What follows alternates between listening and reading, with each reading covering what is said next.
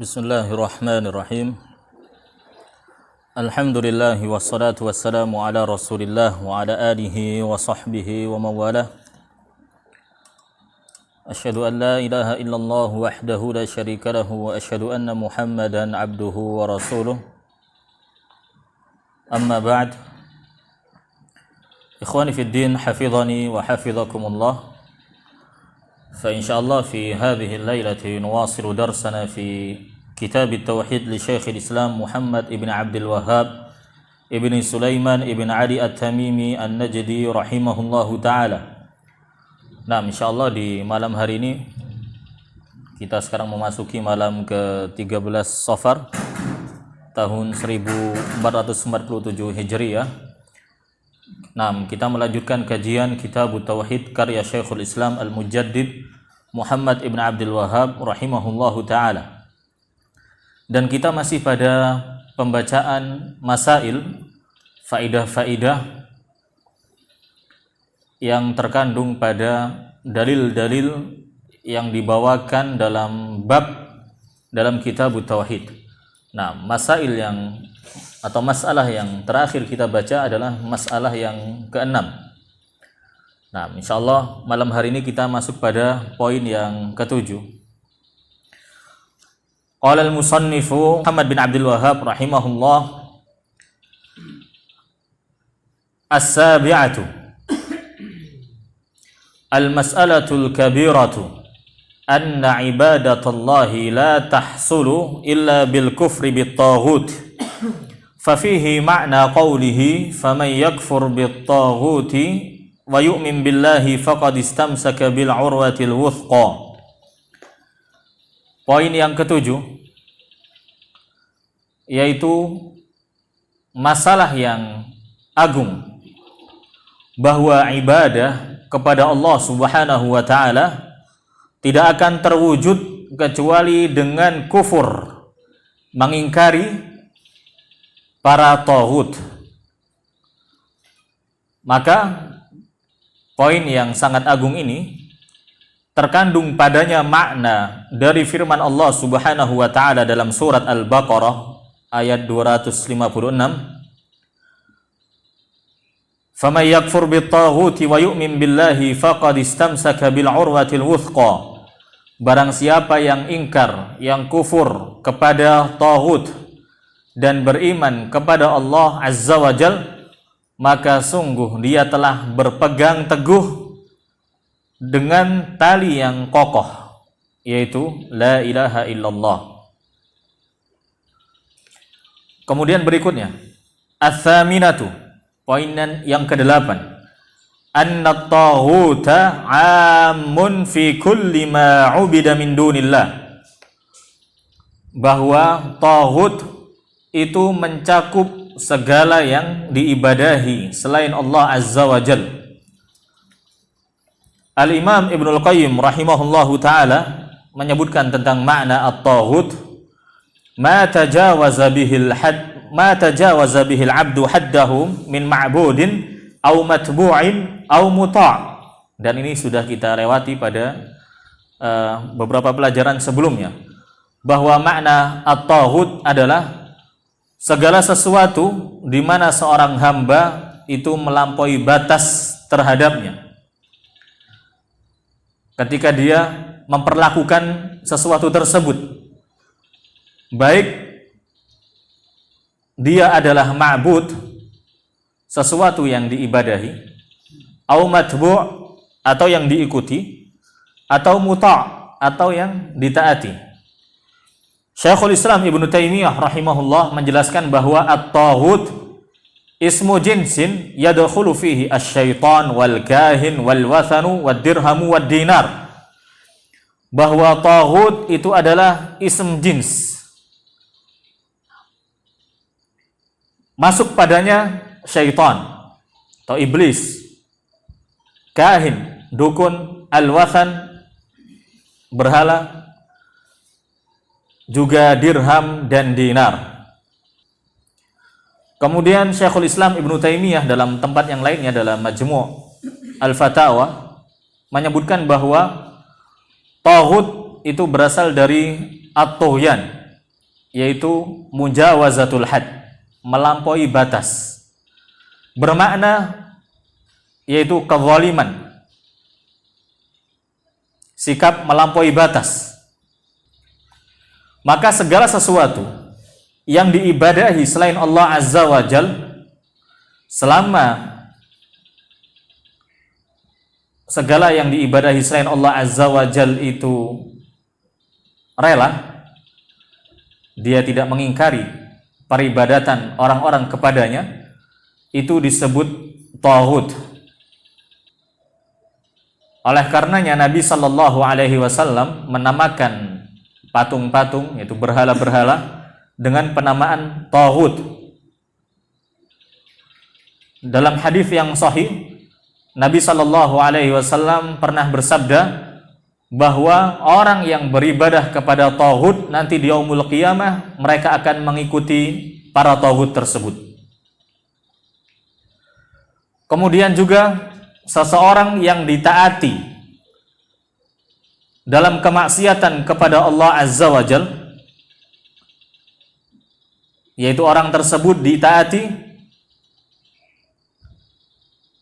dalam rangka mengikuti selain dari petunjuk dan juga selain dari agama al-haq, selain dari syariat dalam agama ini,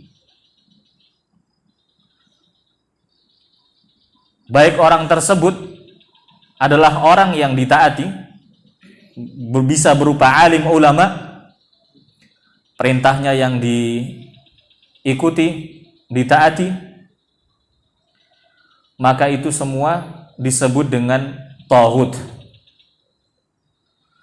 Kesimpulannya, ikhwani fiddin, hafizani wa hafizakumullah, segala sesuatu di mana seorang hamba itu melampaui batas kepadanya, itu disebut taghut. Bisa penyimpangan yang dilakukan seorang hamba itu bisa sampai pada taraf kekufuran. Nah, misal seorang menyerahkan salah satu bentuk ibadahnya kepada selain Allah Azza wa Jal, dia berdoa kepada wali yang telah wafat, dan wali tersebut tidak mengingkari di masa hidupnya peribadatan orang-orang kepadanya atau permohonan doa, di mana doa itu hanya bisa dikabulkan oleh Allah Azza wa Jal pada perkara yang dikhususkan bagi Allah Azza wa Jal dalam pengkabulan doa tersebut. Kemudian wali ini dimintai doa, kemudian dia rela. Nah, misal seseorang meminta kepada seorang wali yang masih hidup untuk diselamatkan dari api neraka. Tentunya itu hanya hak Allah Azza wa Jal. Maka ketika wali tersebut itu rela, maka wali itu disebut taghut, karena seorang hamba telah bersikap melampaui batas kepadanya. Ini yang taraf kekufuran kepada Allah Azza wa Jal. Atau taghut tetapi tidak sampai pada taraf kekufuran, yaitu misal seorang alim ulama atau seorang ustadz menyeru masyarakat, menyeru umatnya untuk menyelisihi prinsip dari prinsip-prinsip Islam, menyeru untuk mengadakan perpecahan di antara kaum muslimin. Kemudian ternyata ada di antara masyarakat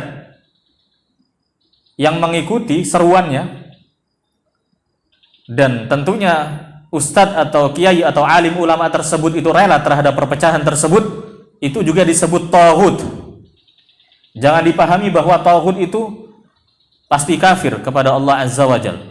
Tokoh-tokoh yang menyimpang, pemuka-pemuka agama yang menyimpang, itu juga disebut taghut. Berarti taghut itu segala sesuatu di mana seorang hamba telah melampaui batas dalam menyikapinya, baik dia diibadahi atau diikuti seperti alim ulama, atau ditaati seperti tokoh masyarakat atau umara. Ketika mereka semuanya itu rela, disebut taghut. Adapun yang tidak rela terhadap kemaksiatan ataupun kekufuran, yang dilakukan oleh umatnya terhadap mereka itu tidak disebut taghut. Sehingga para malaikat, para nabi dan para rasul yang diibadahi selain Allah Azza wa Jal itu tidak disebut taghut. Isa al-Masih tidak disebut taghut. Demikian juga Nabi kita Muhammad sallallahu alaihi wasallam tidak disebut taghut. Demikian juga seluruh para sahabat. Kemudian juga Al-Hasan Al-Husain juga tidak disebut taghut. Nah, kemudian juga yang disebut taghut adalah benda-benda mati, ya. Atau benda-benda yang tidak berakal, bukan manusia, bukan jin, seperti pepohonan, bebatuan. Jika diibadahi selain Allah Azza wa Jal, itu semua disebut taghut. Nah, bisa dibaca firman Allah Azza wa Jal dalam surat An-Nisa ayat ke-51 dengan tafsir Al-Imam Abu Ja'far At-Tabari rahimahullah, yaitu alam tara ilal ladzina utu nasiban minal kitabi yu'minuna bil jibti wat taghut wa yaquluna lil ladzina kafaru haula'i ahda minal ladzina amanu sabila. Tidakkah engkau memperhatikan orang-orang yang telah diberi bagian dari kitab Taurat? Mereka percaya kepada jibt dan taghut, lalu mengatakan kepada orang-orang kafir yaitu musyrik Mekkah bahwa mereka, yaitu orang-orang kafir, lebih benar jalannya daripada orang-orang yang beriman. Dan juga firman Allah Azza wa Jal pada surat An-Nisa ayat 60, alam tara ilal ladzina yaz'umuna annahum amanu bima unzila ilaika wa ma unzila min qablik yuriduna an yatahakamu ila at-taghuti wa qad umiru an yakfuru bih wa yuridu asyaitanu an yudhillahum dhalalan ba'ida. Tidakkah engkau wahai Muhammad memperhatikan orang-orang yang mengaku bahwa mereka telah beriman kepada apa yang diturunkan kepadamu, yaitu kepada Al-Qur'an, dan kepada apa yang diturunkan sebelum kepada para nabi atau para rasul sebelum Nabi Muhammad sallallahu alaihi wasallam, tetapi mereka masih menginginkan ketetapan hukum atau berhukum kepada taghut, padahal mereka telah diperintahkan untuk mengingkari para taghut tersebut, dan setan bermaksud menyesatkan mereka dengan kesesatan yang sejauh-jauhnya. Kemudian pada poin yang ke-9, at-tasi'atu عظم شأن ثلاث الآيات المحكمات في سورة الأنعام عند السلف وفيها 10 مسائل أولها النهي عن الشرك.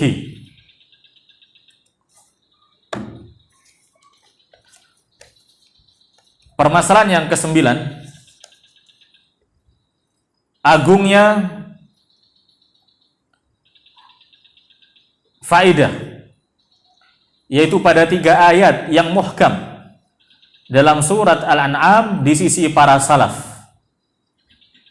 yang pada ayat tersebut, yaitu 3 ayat tersebut terdapat 10 permasalahan di mana Allah Subhanahu wa taala memulainya dengan an-nahi 'anisyirki. Allah Subhanahu wa taala melarang para hambanya untuk mempersekutukan Allah Azza wa Jalla dengan sesuatu apapun. Nah, ini dalam ayat pada surat Al-An'am ayat 151 hingga 153, yaitu qul ta'alu atlu ma harrama rabbukum, hingga firman Allah Azza wa Jalla wa anna hadza sirati mustaqima fattabi'uhu wa la tattabi'us subul fatafarraqa bikum an sabili. Poin yang ke-10, al-ashiratu al-ayatu al-muhkamatu fi suratil Isra wa fiha 18 mas'alatan bada'aha Allah biqaulihi la taj'al ma'allahi ilahan akhara fataq'uda madhmuman makhdhula. Ayat-ayat yang muhkam dalam surat Al-A'raf, padanya terdapat 18 permasalahan. Allah Subhanahu wa taala memulainya dengan firman-Nya yang artinya, janganlah engkau mengadakan sesembahan yang lain bersamaan dengan Allah Azza wa Jal, karena kelak engkau menjadi tercela dan terhina. Al-Isra ayat 22. Wa khatamaha biqaulihi wa la taj'al ma'allahi ilahan akhara fatulqa fi jahannam maluman madhura. Kemudian Allah menutup ayat-ayat yang muhkam tersebut yang padanya terdapat 18 permasalahan. Dan janganlah engkau mengadakan sesembahan yang lain bersamaan dengan Allah Azza wa Jal, sehingga kelak engkau dilemparkan ke dalam neraka dalam keadaan tercela dan dijauhkan dari rahmat Allah Azza wa Jal. Nah, ini pada ayat ke-39. Wa nabbahana Allah subhanahu ala 'idhami sya'ni hadhihi al-masail biqaulihi dzalika mimma auha ilaika rabbuka minal hikmah. Dan Allah subhanahu wa ta'ala telah memperingatkan kita tentang besarnya masalah-masalah ini dengan firman-Nya. Nah, dzalika mimma auha ilaika rabbuka minal hikmah. Itulah sebagian hikmah yang telah diwahyukan Rabbmu kepada engkau, wahai Muhammad. Kemudian poin yang ke-11, al-hadiyata asyrata, ayatu suratin nisa'i allati tusamma ayatal huquqil asyrati. Bada'aha Allah Ta'ala biqaulihi wa'budullaha wa la tusyriku bihi syai'an, yaitu keagungan sebuah ayat dalam surat An-Nisa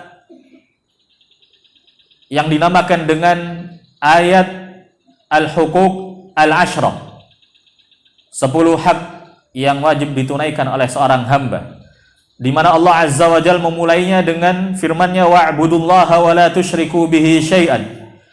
Sembahlah Allah Azza wa Jalla dan janganlah kalian mempersekutukannya dengan sesuatu apapun. An-Nisa ayat 36. Allah juga memulai 10 hak pada ayat tersebut dengan perintah untuk bertauhid. Poin ke-12, ats-tsaniyata asyrata at-tanbihu ala wasiyyati Rasulillah sallallahu alaihi wasallam 'inda mautihi, yaitu peringatan terhadap wasiat Rasul sallallahu alaihi wasallam ketika beliau menjelang wafat. Dan ini diambil dari sebuah asar dari sahabat Abdullah ibnu Mas'udin radhiyallahu ta'ala anhu, man arada ay yanzura ila wasiyati Muhammadin sallallahu alaihi wasallam allati 'alaiha khatamuh falyaqra qawlahu ta'ala qul ta'alu al-ayat. Bahwa Abdullah ibnu Mas'udin radhiyallahu ta'ala anhu dalam sebuah athar dihasankan oleh sebagian para ulama, di antara para ulama juga ada yang mendhaifkan, di antara yang mendhaifkan adalah Syekhuna Arafat, bahwa sahabat Abdullah bin Mas'ud mengatakan, barang siapa yang hendak melihat wasiat Nabi sallallahu alaihi wasallam yang terdapat stempel padanya, maka hendaklah dia membaca firman Allah Azza wa Jal, qul ta'alau al-ayat, Al-An'am ayat 151 hingga 153. Dan pada pelajaran tersebut, yaitu ketika menjelaskan athar Abdullah ibnu Mas'udin radhiyallahu ta'ala anhu, telah disebutkan sebuah athar di mana ketika Nabi sallallahu alaihi wasallam dalam keadaan sakit menjelang wafatnya, dan athar ini dari sahabat Abdullah ibnu Abbasin radhiyallahu ta'ala anhuma, maka Nabi sallallahu alaihi wasallam, dan ini sebagai ralat juga, ketika itu saya menyebutkan bahwa yang mengatakan Abdullah ibnu Abbas, yang benar Nabi sallallahu alaihi wasallam berkata, bawakan kepadaku sebuah kitab, sebuah buku, sehingga aku menulis sebuah wasiat kepada kalian, sehingga kalian tidak akan sesat setelahnya. Mendengar hal tersebut, sahabat Umar ibn al-Khattab radhiyallahu ta'ala anhu mengatakan bahwa Nabi sallallahu alaihi wasallam itu dalam keadaan sakit menderita dan beliau sulit, sehingga kita tidak memberikan sebuah kitab, sebuah buku kepada Nabi Sallallahu Alaihi Wasallam agar beliau tidak terganggu oleh penulisan wasiat atau pembacaan wasiat. Maka sahabat Umar ibn Khattab mengatakan, wa indana kitabullahi hasbuna. Sesungguhnya di sisi kami, di sisi kita, itu sudah ada Al-Quran, kitab Allah, dan itu cukup bagi kita. Maka para sahabat yang ada di sisi Nabi Sallallahu Alaihi Wasallam, mereka berbeda pendapat. Ada yang hendak memberikan buku agar Nabi Sallallahu Alaihi Wasallam menuliskan wasiat sebelum beliau meninggal, dan ada yang tidak berkehendak demikian, di antaranya sahabat Amirul Mukminin Umar ibn al-Khattab radhiyallahu ta'ala anhu, sehingga disebutkan kathural laghat, maka banyak suara-suara yang terdengar. Maka ketika Nabi Sallallahu Alaihi Wasallam mendengarkan perselisihan, perbedaan pendapat di antara para sahabatnya, maka Nabi Sallallahu Alaihi Wasallam mengatakan, qumu anni wa la yanbaghi 'indi tanazu'. Pergilah kalian dariku, tidak boleh berselisih di sisiku. Maka sahabat Ibnu Abbas itu keluar dan beliau mengatakan, innar raziyata kullar raziyata ma hala baina Rasulillah sallallahu alaihi wasallam wa baina kitabih. Sesungguhnya musibah yang sangat besar itu adalah ketika Nabi sallallahu alaihi wasallam itu terhalangi, tidak dapat menulis wasiat. Nah, hadis ini riwayat Al-Imam Al-Bukhari dan juga riwayat Al-Imam Muslim rahimahullahu taala. Maka apakah ada wasiat Nabi sallallahu alaihi wasallam yang tertulis? Itu tidak ada. Akan tetapi menjelang wafat Nabi sallallahu alaihi wasallam, beliau telah menyampaikan wasiat-wasiat perintah yang harus dilaksanakan oleh umat beliau. Dalam sebuah hadis dari sahabat Abdullah ibnu Abbas, riwayat Al-Imam Al-Bukhari dan juga riwayat Al-Imam Muslim, ketika Nabi sallallahu alaihi wasallam di masa sakitnya, yaitu pada hari Kamis, Nabi sallallahu alaihi wasallam meminta buku untuk menulis sebuah wasiat, sehingga mereka, yaitu kalian para sahabat, tidak akan menyimpang selama-lamanya setelahnya. Kemudian disebutkan perselisihan yang telah disebutkan di atas. Maka Nabi sallallahu alaihi wasallam itu bersabda dengan ucapannya, dengan 3 wasiat.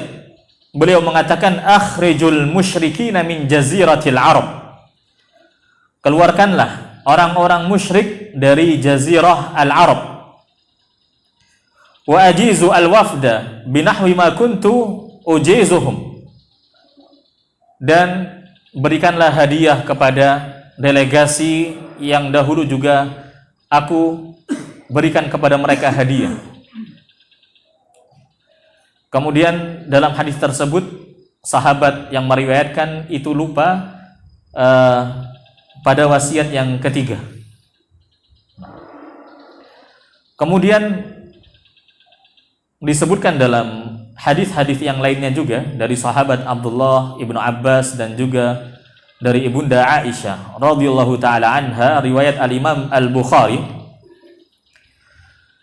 bahwa lamma nazala bi Rasulillah sallallahu alaihi wasallam tafiqa yatrahu khamisatan ala wajhihi fa idza tamma kashafaha an wajhihi fa qala wa huwa kadhalik la'natullahi 'alal yahudi wan nasara ittakhadhu qubur anbiya'ihim masajid yuhadziru ma sana'u.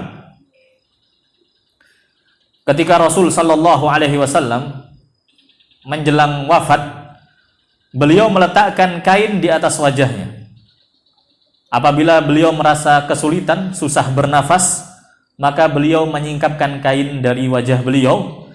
Dalam keadaan itu pun Nabi sallallahu alaihi wasallam bersabda, ini menjelang wafat beliau, laknat Allah kepada kaum Yahudi dan kaum Nasara yang telah menjadikan kuburan para nabi mereka masajid, masjid-masjid atau tempat-tempat ibadah. Maka Nabi memperingatkan kaum muslimin agar mereka jangan melakukan seperti yang dilakukan oleh kaum al-Yahud wan Nasara. Kemudian wasiat Nabi Shallallahu Alaihi Wasallam yang lainnya disebutkan bahwa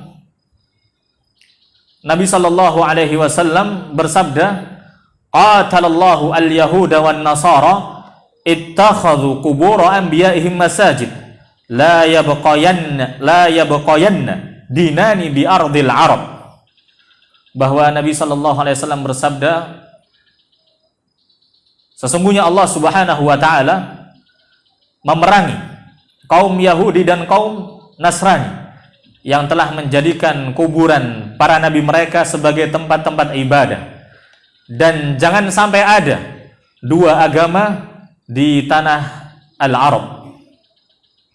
Nah, hadis riwayat al-Imam Ahmad Ibnu Hanbal rahimahullah, disahihkan oleh al-Imam Al-Albani rahimahullah. Kemudian juga hadis yang lainnya dari Jabir bin Abdullah radhiyallahu taala an, sami'tu Rasulullah sallallahu alaihi wasallam qabla mautihi bi thalath layal yaqul ahsinu dhanna billah. Aku mendengar Rasul sallallahu alaihi wasallam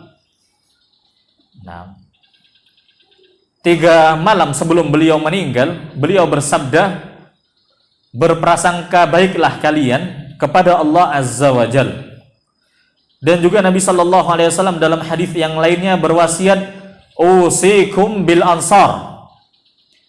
Aku mewasiatkan kepada kalian untuk berlaku baik, berbuat baik kepada para sahabat al-ansar.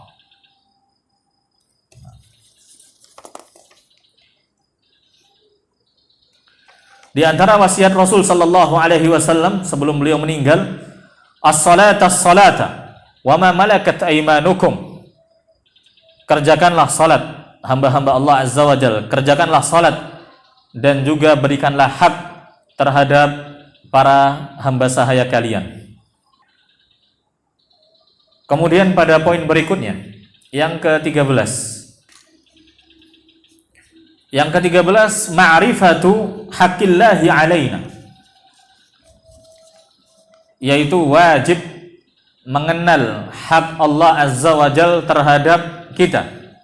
Hak Allah Azza wa Jal yang wajib kita tunaikan, sebagaimana yang telah disebutkan dalam hadis Mu'adz bin Jabal yang diriwayatkan oleh Al-Imam Al-Bukhari juga Al-Imam Muslim rahimahullah, bahwa haqqullahi 'alal 'ibad ay ya'buduhu wa la yusyriku bihi syai'a, bahwa hak Allah terhadap para hamba adalah yaitu mereka beribadah hanya kepada Allah Azza wa Jal dan tidak mempersekutukan Allah Azza wa Jal dengan sesuatu apapun.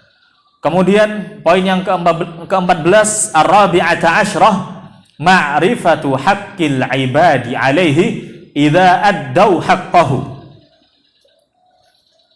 yaitu memahami, mengetahui hak para hamba terhadap Allah Azza wa Jal apabila para hamba itu menunaikan hak-hak Allah Azza wa Jal, yaitu bahwa hak para hamba atas Allah Azza wa Jal, yaitu dalam hadis Mu'adz disebutkan alla yu'adziba man la yusyriku bihi syai'a, bahwa Allah Azza wa Jal tidak akan mengazab hambanya yang tidak pernah berbuat syirik kepada Allah Azza wa Jal, yaitu Allah Azza wa Jal tidak akan mengazab hambanya tentunya yang merealisasikan tauhid dengan benar dan juga mereka tidak melakukan kesyirikan kepada Allah Azza wa Jal.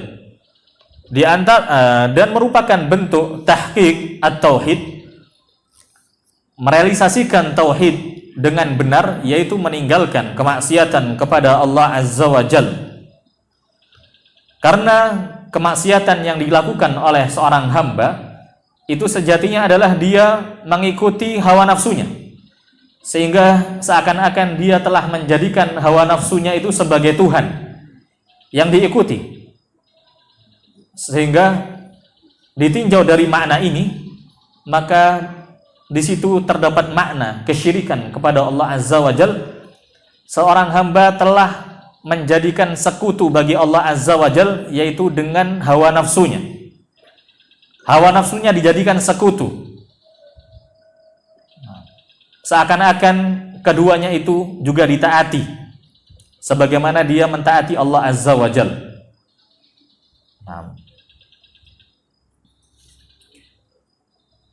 Kemudian berikutnya,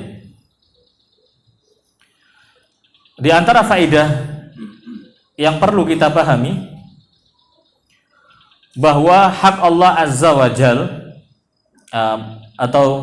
bahwa hak para hamba yang harus ditunaikan oleh Allah Azza wa Jal ketika mereka muwahhid, bertauhid, tidak mempersekutukan Allah Azza wa Jal dengan sesuatu apapun.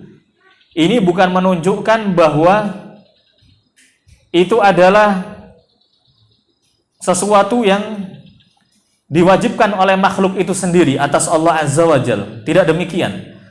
Karena Allah Azza wa Jal memasukkan hamba-hambanya ke al-jannah itu karena tafaddulun minhu subhanahu wa ta'ala, karena bentuk kemurahan dan juga karunia, rahmat dari Allah Azza wa Jal kepada seorang hamba. Bukan seperti orang yang berdagang, seperti hak seseorang dengan makhluk lainnya, dengan manusia yang lainnya ketika mereka berinteraksi jual beli. Seorang punya dagangan dan dagangan ini dia berikan dengan adanya imbalan. Maka Allah Azza wa Jalla tidak demikian. Mengapa tidak demikian? Tidak bisa dikiaskan antara makhluk dengan Allah Azza wa Jalla. Karena Allah Azza wa Jalla telah menciptakan manusia itu sendiri dan menciptakan amalan mereka. Sehingga dengan rahmat dan karunia-Nya Allah Azza wa Jalla, yang mana Allah Azza wa Jalla telah memudahkan manusia ini untuk bertauhid, melakukan amal soleh, maka dengan rahmat Allah Azza wa Jalla Allah memberikan balasan kepada mereka surga Allah Azza wa Jalla. Sehingga yang mewajibkan Allah Azza wa Jalla yaitu Allah sendiri. Allah mewajibkan atas dirinya. Kataba rabbukum ala nafsihir rahmah. Allah Azza wa Jalla telah mewajibkan atas dirinya rahmat, yaitu memberikan rahmat kepada hamba-hambanya. Maka makhluk dia tidak akan mempunyai kekuatan untuk bisa melakukan amal soleh. Seorang hamba tidak mungkin dia bisa bertauhid menjadi muslim sejati, muslim yang benar-benar mengikuti manhajus salaf, melainkan itu semua karena karunia dan keutamaan dari Allah Azza wa Jalla, sehingga balasan di surga itu juga karunia dan juga kemurahan dari Allah Azza wa Jalla, bukan karena makhluk itu sendiri. Dan ini berbeda dengan pemahaman kaum al-Asy'ariyah, di mana kaum al-Asy'ariyah itu telah menetapkan bahwa Allah Azza wa Jalla itu boleh mengazab hamba-hambanya sekalipun mereka itu bertauhid, meskipun mereka adalah para anbiya as-shalihin. Dan ini merupakan keyakinan yang batil. Nah, insyaallah poin berikutnya kita lanjutkan pada pertemuan yang akan datang biiznillah. Naktafi bihadza. Semoga Allah Azza wa Jalla menjadikan apa yang telah kita pelajari menjadi ilmu nafi' dan juga bisa diamalkan dan juga bisa didakwakan. Wa sallallahu wasallam wa barak ala nabiyyina Muhammadin wa ala alihi wa sahbihi wa sallam. Subhanallah. Barakallahu fikum.